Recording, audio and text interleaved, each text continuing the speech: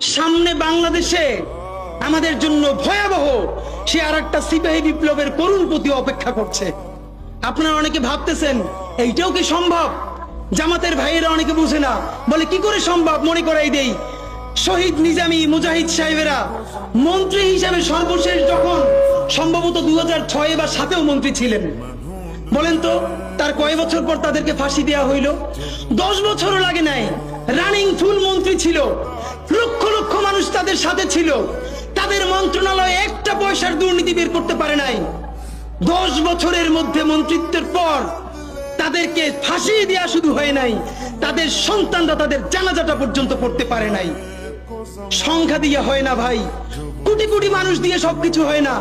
আজকে আপনারা প্রথম আলোর বিরুদ্ধে বলেন, এই যে আসার সময় বলতেছিলাম শায়েক রে, প্রথম আলোর প্যারালাল কাছাকাছি একটা পত্রিকা কি আমরা দাঁড় করাইতে পারছি?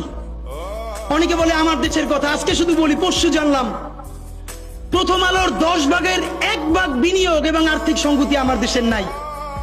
5 কোটি টাকা হইলে আমার দেশে একটা নতুন প্রেস কিনতে পারে, তাইলে পত্রিকাটা ঠিক মতো ছাপাইতে পারে, ভাড়া লাগে না, সেই টাকাটাও তাদের নাই। ভাই, ভালোবাসা দিয়া পয়সার কাজ হয় না।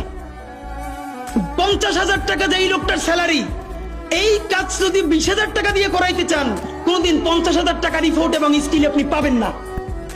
ওই 50,000 টাকাই লাগবে। মানুষ মাগনা কাটে 3 দিন, একজনকে দাওয়াত খাওয়ায় 2 দিন 3 দিন, তারপরে আর চলে না। আমাদের আর্থিক যোগ্যতা অর্জন করতে হবে।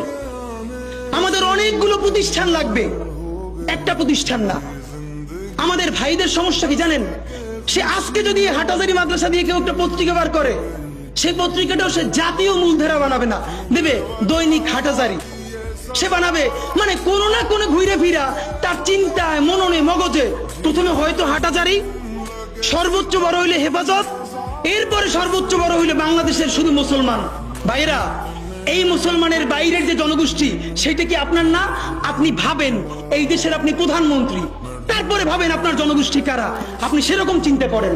সুতরাং আমি কথায় অনেক ভুলভ্রান্তি বলতে পারি, কিন্তু বিশ্বাস করেন আমার কলিজে চিল্লেও আপনারা শুধু যেটা পাবেন সেটা হইল আমি চক্ষু বন্ধ করে দেখতে পাই।